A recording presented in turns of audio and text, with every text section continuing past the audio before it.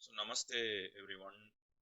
Now that JEE main January session results are out, students are having a mixed response with regards to the way things have panned out in connection to the results. So students who have faced the examination on 27th Jan and 29th Jan, they have relatively got lesser percentiles for similar scores.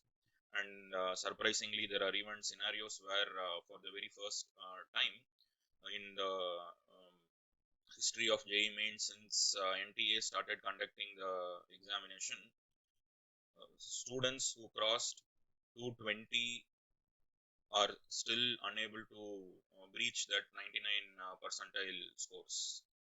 So this is something which is unusual, which we never have experienced till this point in time.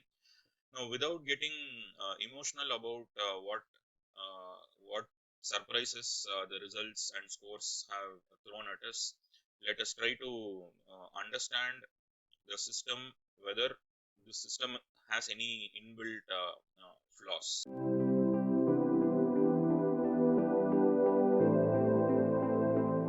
Now, there are reports which suggest that the distribution of students across the 10 shifts has happened in such a way that on 27th and 29th, which were the first 2 days where 4 shifts were conducted.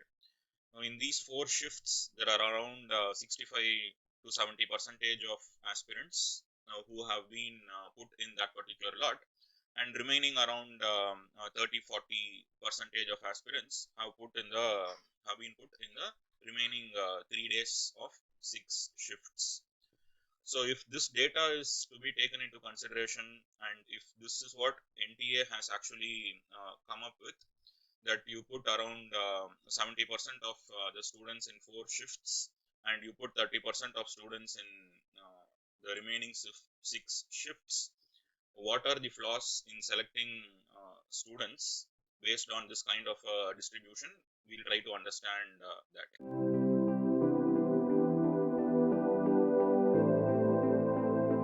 Let's consider numbers like these. Suppose there are 1000 aspirants, and whenever there are some n number of aspirants, out of that there will be 10% of those who seriously prepare for the examinations. So now suppose you have 1000 aspirants and 10% out of that is going to be 100 aspirants. So 100 aspirants are the ones who are really serious about their preparation. Now suppose you spread these 1000 aspirants evenly across 10 shifts, which means that you are going to spread 100 number of aspirants in each shift. Now in that case, the chances of the serious aspirants, which is 10% of total, that is 100 aspirants, getting spread out evenly, the chances are better. It is not like if you take 1000 aspirants and put 100 into 10 shifts, even the serious aspirants will come as 10 10 10 10. That is not going to be the case. There will still be some ups and downs. Maybe in some shift there will be 9 serious aspirants. In some shift there will be 11 serious aspirants. In some other shift there might be 8 serious aspirants. In some other shift there will be 12 serious aspirants. So like that, totally there will be 100 serious aspirants which will get spread across these 10 shifts.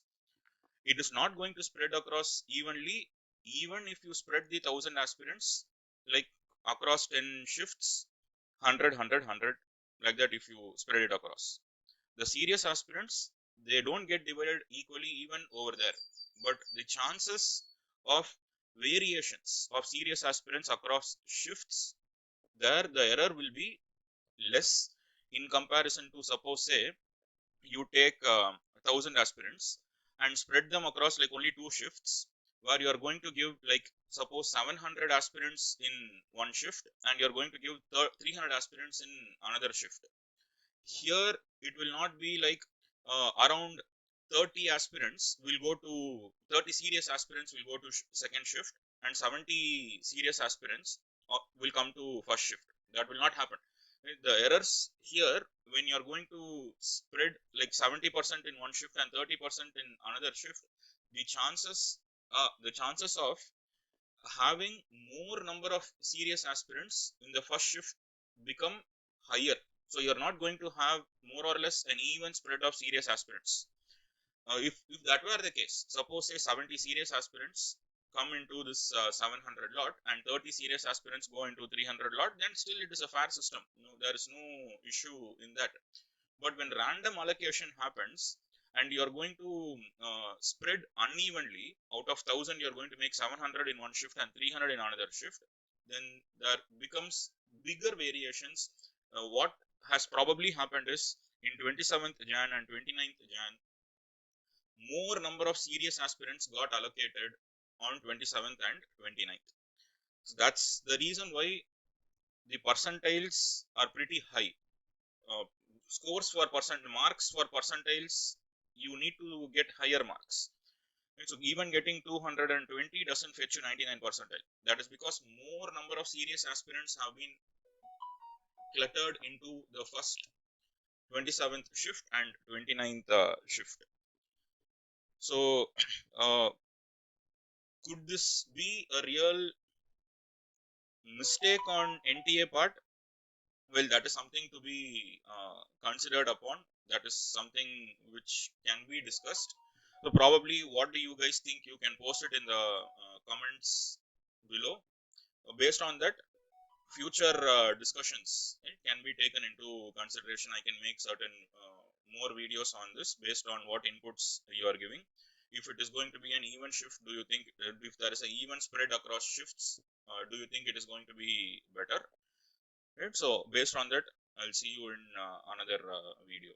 So right, let's hope for the best. Anyhow, keep preparing for your next April session. We don't have any choice, so we can't go about blaming NTA for this. Actually, errors are going to be there. NTA could have probably avoided it by making equal distributions, but there are certain flaws in giving equal distributions as well. So what flaw that is, maybe I'll tell you in another video. But before that, I would like to know from you guys, having written the examination, students, parents, what are your thoughts on having an uneven distribution like this, 70% and 30% of students you put it across? Whether it is fair or unfair, you can just post it in the comments below. We can take it up for discussion in yet another video. Right? All the best. Do prepare well for the next session, irrespective of whatever has happened in Jan session.